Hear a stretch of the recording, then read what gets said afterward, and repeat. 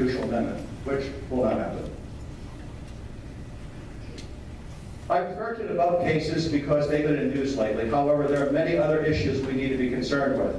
Folks, our founding fathers put in the Constitution that the Supreme Court judges, quote, shall hold their offices during good behavior.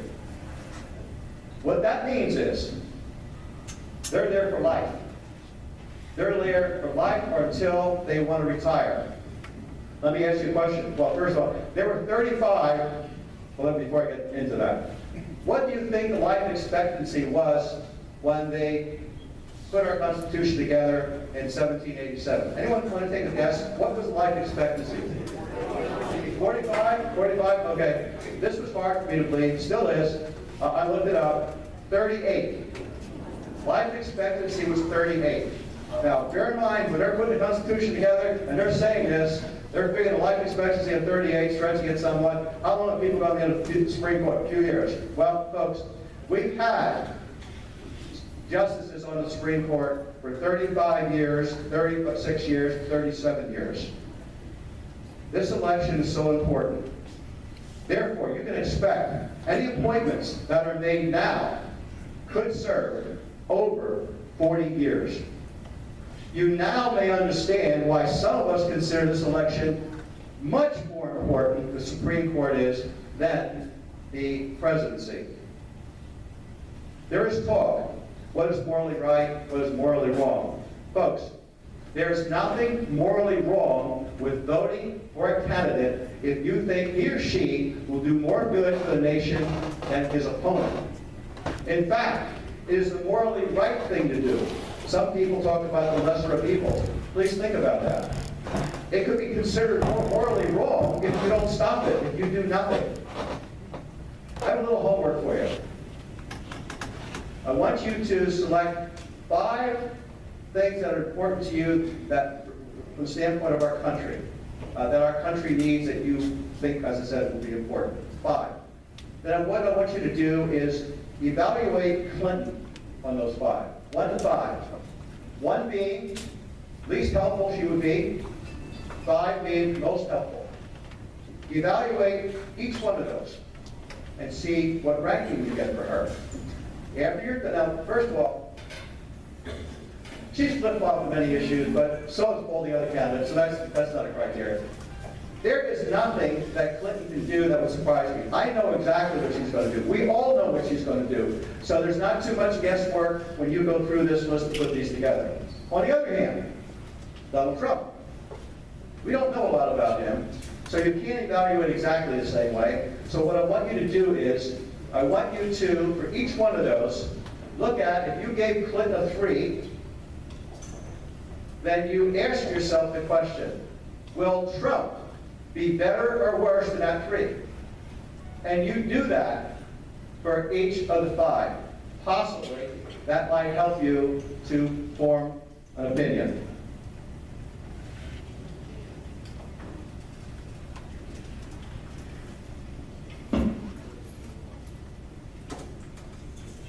I'm just about done. Okay. In conclusion, the U.S. Supreme Court and their rulings will have a far greater impact on our freedoms and our liberties and our guaranteed rights than a 4 or 8 year term than a president. Folks, the Supreme Court is the front line, and the first battle is to unite and to defeat Clinton. God bless you all. God bless our country. Thank you very much.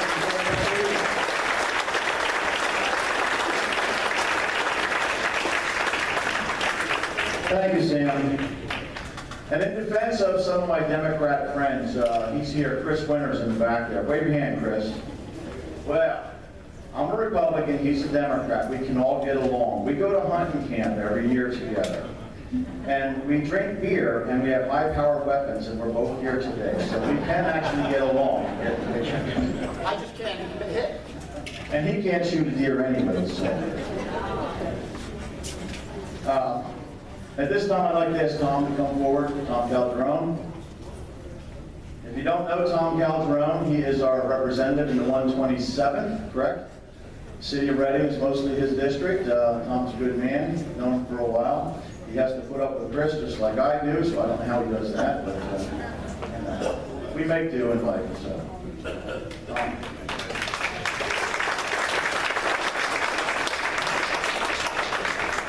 Thank you. I'm not going to speak on the elimination of school district property tax. There's enough frustration that we've suffered over the years with that, and either Democrats or Republicans, and aren't fighting for total elimination. And, it's still hanging there. It's like within reach, but we just can't pull it off the tree. But I haven't given up that fight. You have my word on that. I've got to continue to fight that fight. But what I would like to share with you tonight, very briefly, is just a couple pages of some thoughts about the heroin opioid addiction that we're suffering with, not just in this area, but in this nation.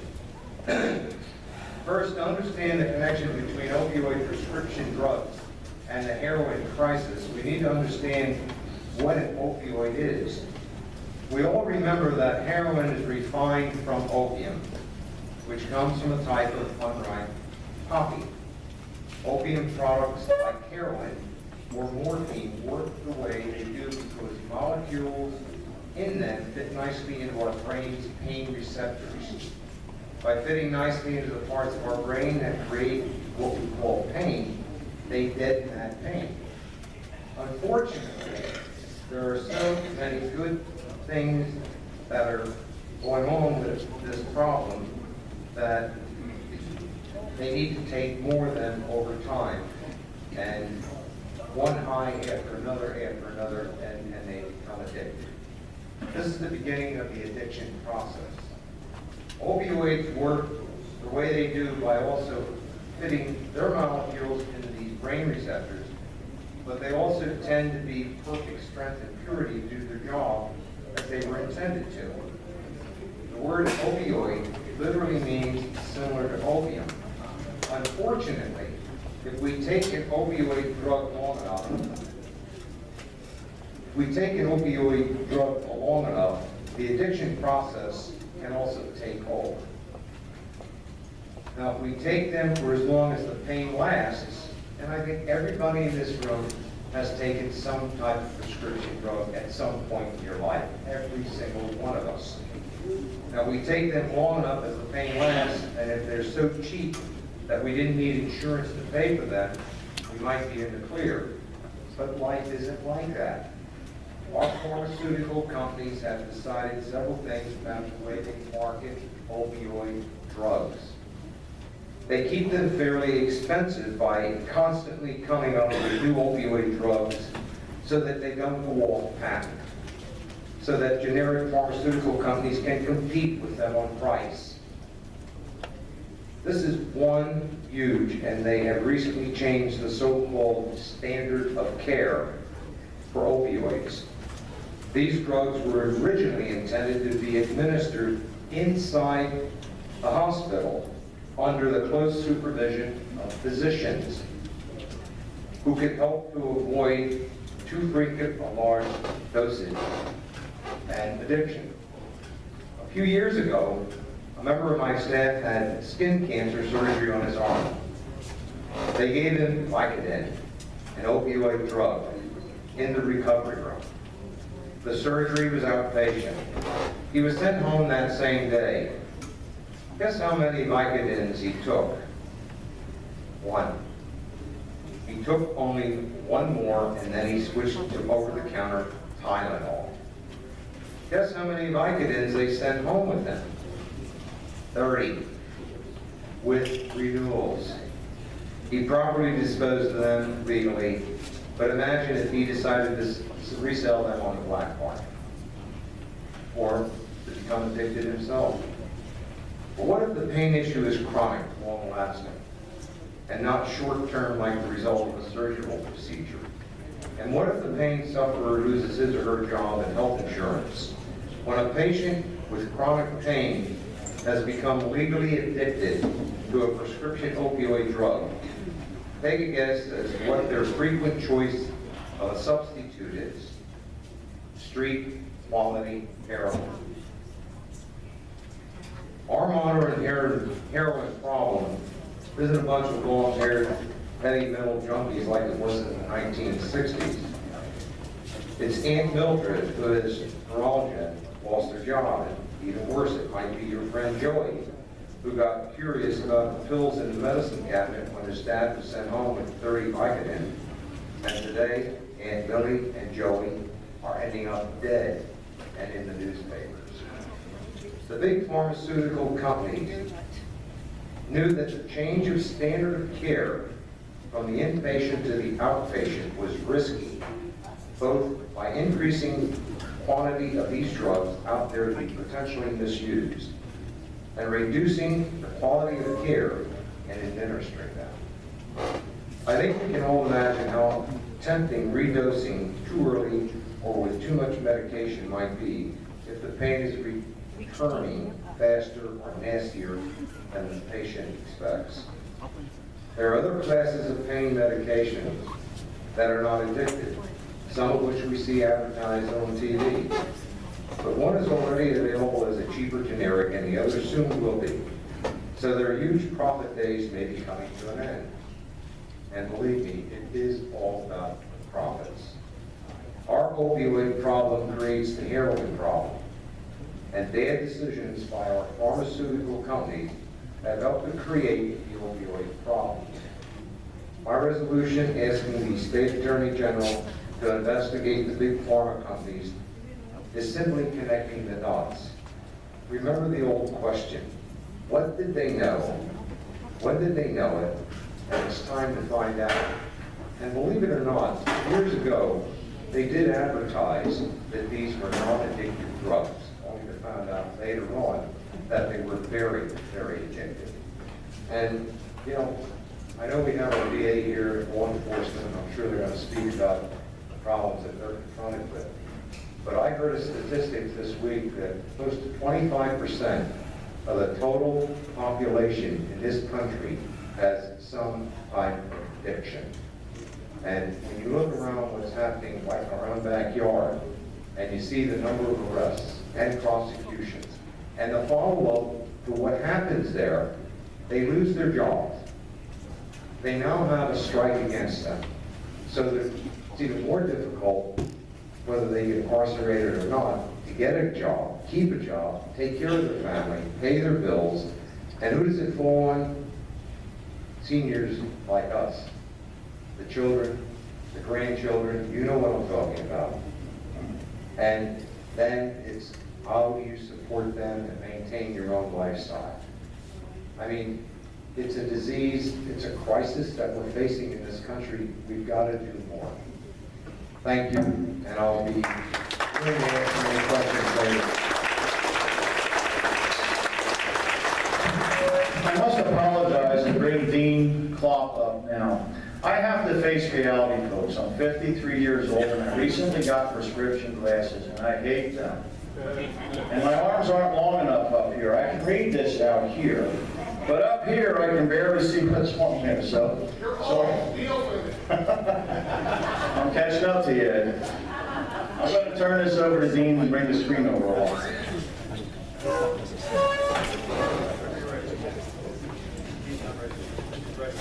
Thanks a lot, Jim.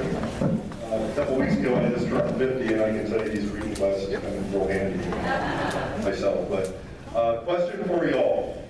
School property tax, does that have you seeing red? That's why I wore my red shirt today. And I just want to thank the work that Tom Caltagirone has done on this bill. And, you know, I'm sure he's going to continue to fight for it, but let me ask you something. This is totally unscripted. Do you expect our legislators to fight harder than you and I will? And I'm just asking you. You don't have to answer that out loud. But folks, we need to create an environment in Harrisburg with representatives all over the state where they're uncomfortable to go back and face their constituents if they're not willing to support this bill. We know our Berks County legislators are on board, and I think they all deserve a round of applause. Thank you. So I had the distinct honor to share with you words from David Baldinger tonight. I have a small presentation of my own, little slideshow, but if you don't mind, I'm sure we would all like to hear from David Bollinger. It's been quite a while. And he just put this out in an email blast, I believe, earlier today. But an important action item he wants me to share with you guys.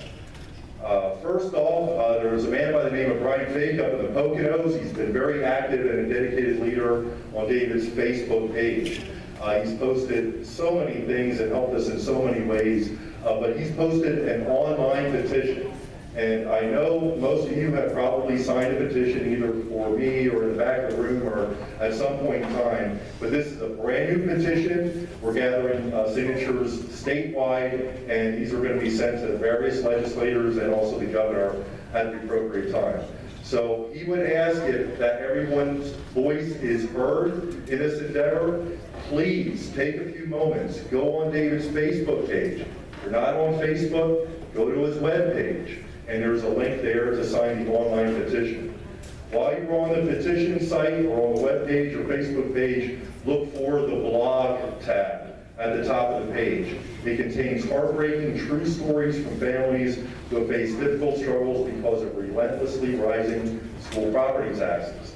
Maybe some of you can share a story as well, and David asks you to share your story on this blog to help lawmakers understand that there's real pain being caused by their reluctance to get this deal done. We can win with your help. The next part of the email blast is called Cowardly Betrayal. I think I've been up here enough, and you heard from Sam and others over the last 6-7 months who those cowards were. But in case you don't know, I'm going to remind you. 2 Democrats, Senator John Blake from Lackawanna, around Wilkes-Barre, Scranton, he bailed at the last minute. Senator Wayne Fontana from Allegheny County, including parts of Pittsburgh, he didn't even show up for the vote, folks. He decided to go to a fundraiser for himself at $1,000 a plate. So that's where he was on November 23rd instead of voting. Republicans, no better. Senator Kim Ward and from Westmoreland County, and you know we've been involved out there. Senator Thomas McGarrigle from Chester and Delaware County, and our beloved Senate Majority Leader, Jake Corman. Let's not forget those names. So I'm just going to move right along. I don't think I need to rehash that. But we also know that there's lobbyist influence, okay? We've discussed that here from the podium. But David said, since we believe that special interest interference contributed to the SB 76 defeat back in November, it is worthwhile to give you some insight into how these greedy, power-hungry lobbyists distort and twist the legislative process for their own self-serving benefit, regardless of how their actions harm taxpayers. There is a link to this true story available once again on David's website. Please take a few minutes to read it. It will enrage you and make you even more committed to winning this fight. Where we stand.